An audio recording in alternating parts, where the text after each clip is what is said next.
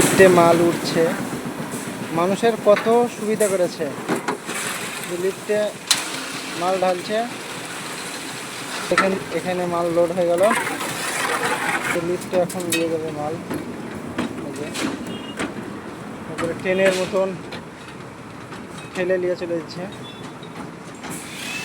মানুষের কতটা সুবিধা হয়েছে।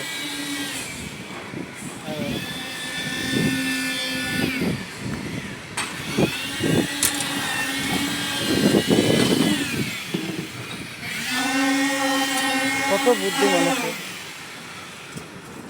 হেল্পার কমে